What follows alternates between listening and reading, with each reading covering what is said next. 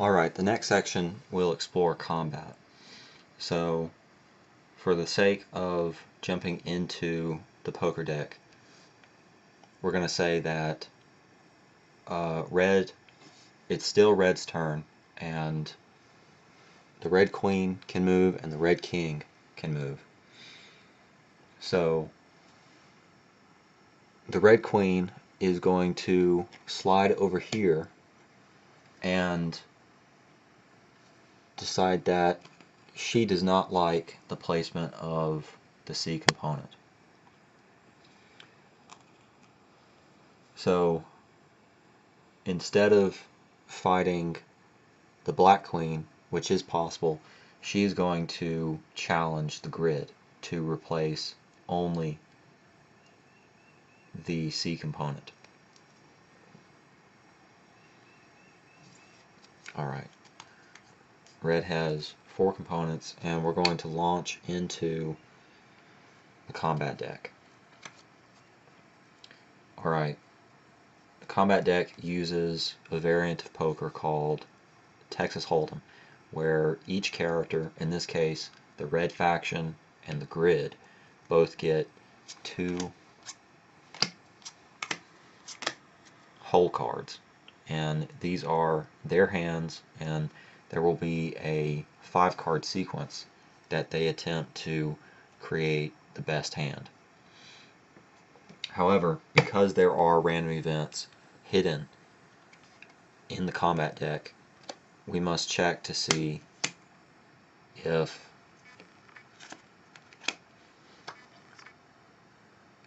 each pair contains a random event, and both of them do. So because black was dealt first, and in fact this card was the first one dealt, we will get robot insurgents.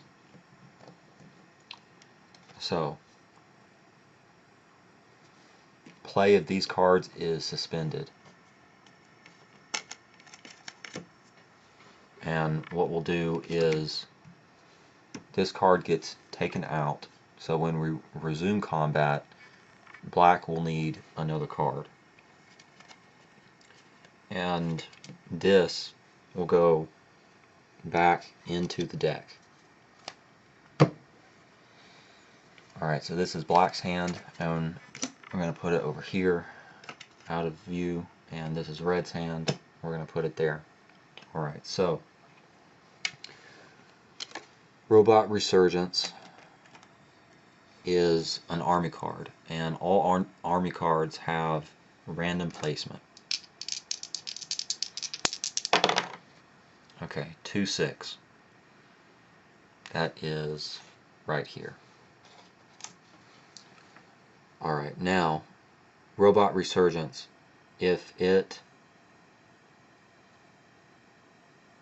lands on any opposing faction, which would be the Techno Angels, then combat would ensue. However, through playtesting, what we've added that is not in the manual is the ability for the army cards to receive component cards, and the faction that the army card is aligned with can disperse this free hand of component cards. So they get 5 components just like the factions. And for clarity, we'll be able to see the components. Okay, so this is the hand of Robot Resurgence, and they have a pretty good spread. Alright, now with this hand, the Robot Resurgence, controlled by the black faction, can choose to place any of these components on any free line segments around the node that Robot Resurgence was randomly placed on. So Robot Resurgence will place the C component in here at this line segment. Then they will place a B component here, effectively completing a circuit. But we'll get to that in a second. They'll place an A component here, and the last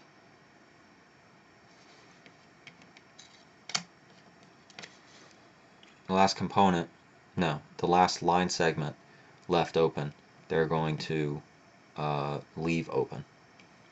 So the 2 component cards that are left go into the black faction's component hand. So now they have 4. Alright, now the Robot Resurgence has done something that we haven't seen before, which is an army card creating a circuit during its random event. So this guy is done. The army card has resolved. He was randomly placed and gained component cards which he disseminated on the board. So he will go back into the combat deck placed at the bottom, and the combat deck still has not been shuffled yet. Alright, now the Robot Resurgence has effectively completed a circuit for the black faction, and now they get power points tallied up. So 5 is 10, plus 8, 18, plus 7 is 25 power points. Now, it is not black's turn yet, so how this is resolved is the circuit is completed during a random event. The black faction gains 25 power points. However, they have to wait until their turn to use the power points, and they can use it immediately at the start of their turn. Alright, now we go back to combat between the red queen and the grid to change the C component.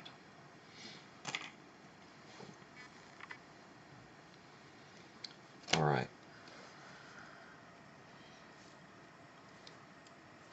So black needs another card, and we'll have to check to see if that is a random event, and it's not.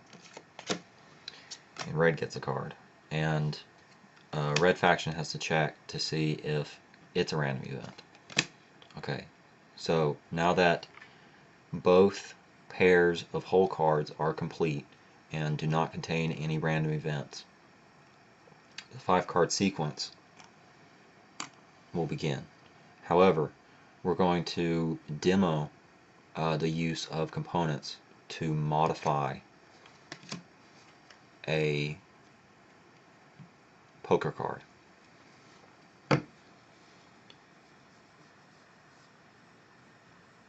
Alright.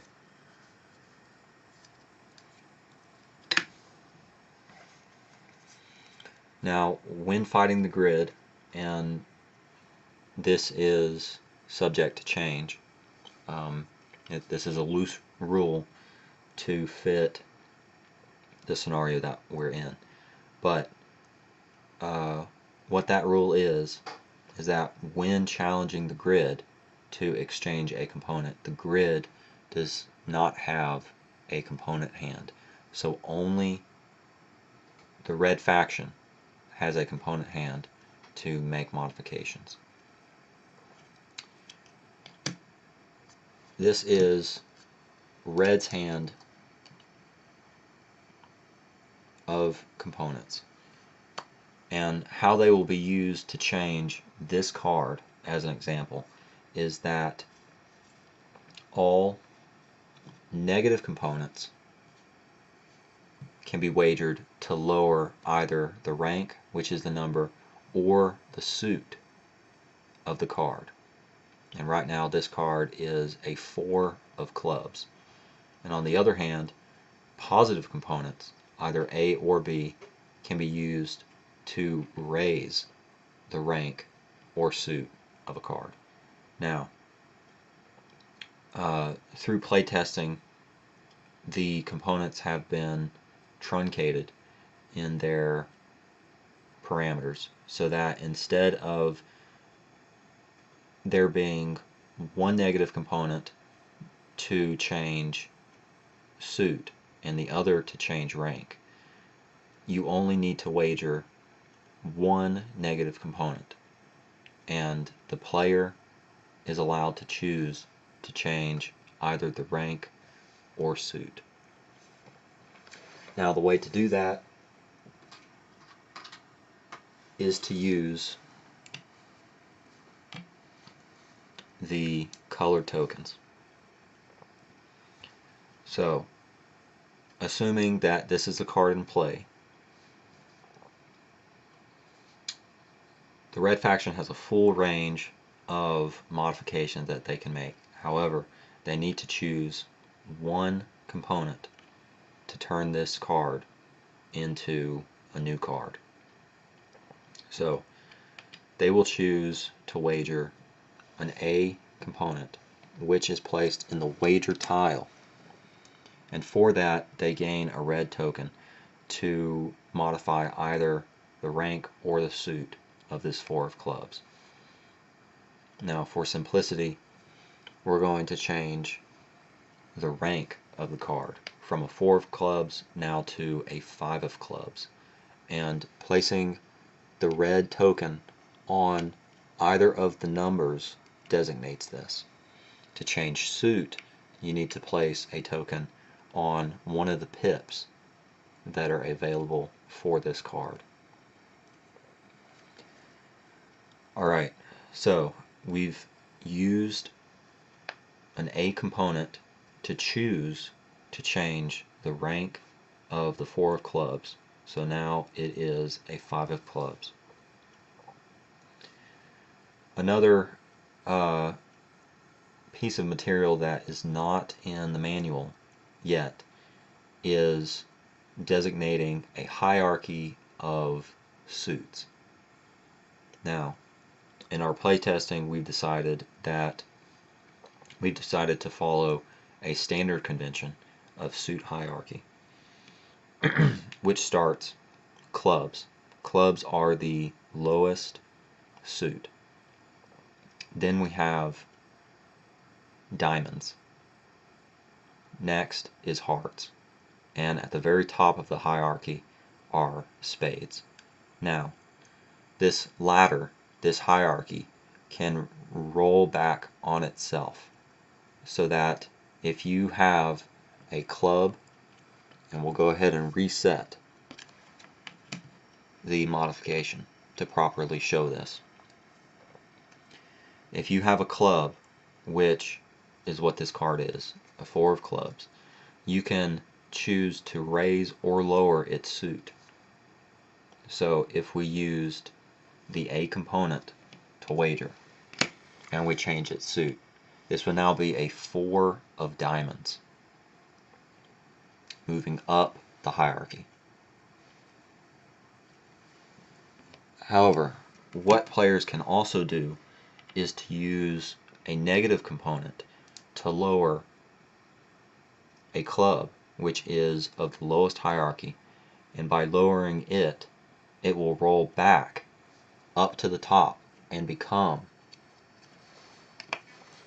a 4 of spades, because the hierarchy goes from the lowest: club, diamond, heart, and spades. And with the club at the bottom, it is an underflow, so it moves back up to the spade suit. Alright, now that we've shown that, we're going to go ahead and complete combat. The next card is a random event. However, we're going to ignore that until we get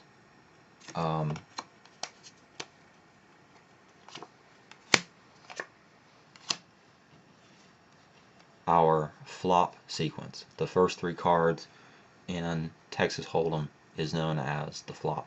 And we've ignored the random event just for demonstration purposes. Because that was drawn, combat would be stopped again, and the random event would need to be resolved. Okay.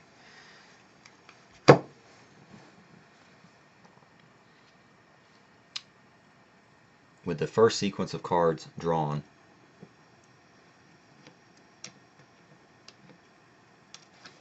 the red faction will look at the cards it has and determine if they want to make any modifications.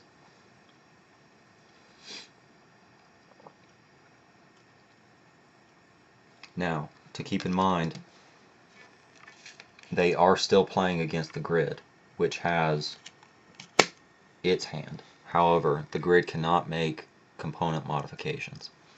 So, there's a good spread of clubs, it seems like. So,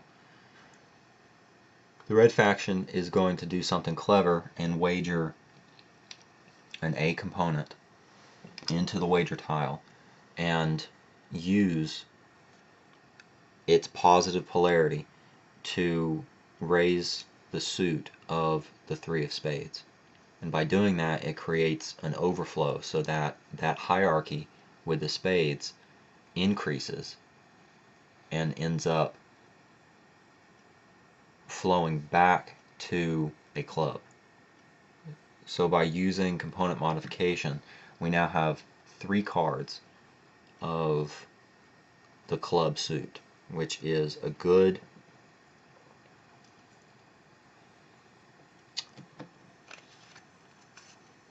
example or a good start to a flush of the same suit.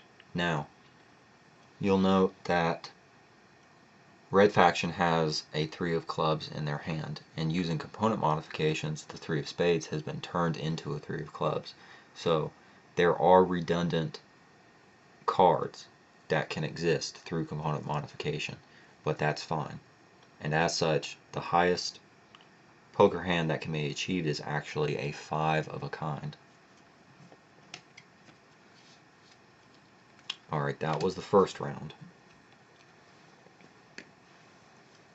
Okay, now the turn places down an 8 of clubs. And already, red faction has a sure flush with 3s, 4, 8, and a jack of clubs, creating a flush. So, red faction is going to decide that they do not want to make any modifications because they already have a hand that they are comfortable with. However, in real play, red faction would not know what the grid has or any other player has. So we're going to move on to the last card,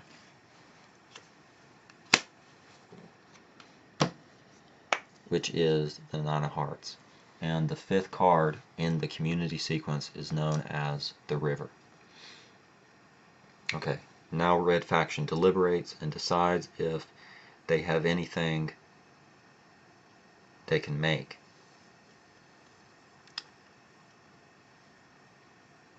The 7 of hearts allows red faction to have a good shot at creating a straight. If they have 7, 8, 9, and the jack could be lowered to a 10 of clubs by wagering a negative component to change to lower the rank of the card. However, that only gives red faction 4 cards, and you need 5 to create a poker hand. So red faction is comfortable with its straight and decides that no component modification will be applied to the river. So, because the grid cannot make component modifications, we now move to the showdown to compare any possible hands that have been created. Okay. It seems that both red faction and the grid have valid straights. Not straights, flushes. Red faction has 2 3s, a 4, an 8, and a jack. So his flush would be a jack high flush. However, the grid is also applying the same cards, and it has a 3, 4, 6, 8, and jack. So it also has a jack high flush. So we move on to high cards within the pairings, and the grid has a king of spades. So the grid wins, and red faction does not make a successful attempt to change out the C component. As of now, there is no penalty for losing against the grid, but again, that might be subject to change.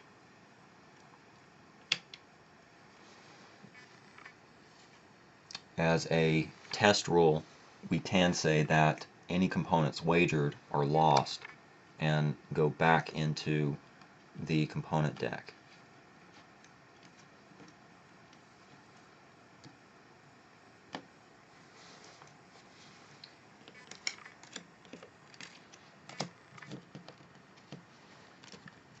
Okay. To recap, we are still on the red faction's turn. The cards used go on the bottom of the poker deck. The poker deck is still not shuffled. This is red faction's component hand, and they go back to the red faction. In standard play, the component hands are not revealed to the opponents. That was done purely for demonstration purposes. So, to recap, red faction for the first action of the turn used the red jack to complete a circuit and bought an obelisk and a pair of electromagnetic wings for the red jack. The red queen, for her action, moved from node 4-4 to 3-6 and decided to challenge the grid to change out C component. If she had succeeded, she may have chosen to make this component A or B to be more conducive to the overall circuit recipe. It is still the red faction's turn, and the red king can make a move. So he will move up to node 4-4 and place a D component. That is the end of red faction's turn. Alright, now it is the black faction's turn, and they will start by applying the power points they gained during the random event. With 25 power points, the black faction will decide to purchase a stone circle. And now that megalithic structures have been purchased outside of the immediate completion of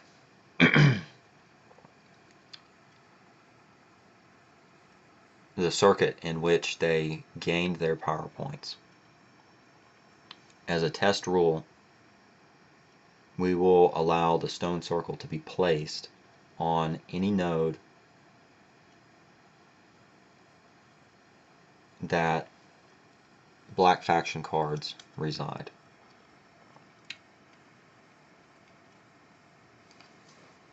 So now that they have purchased a stone circle, the blackjack will decide to place a stone circle at the center point of 1-2.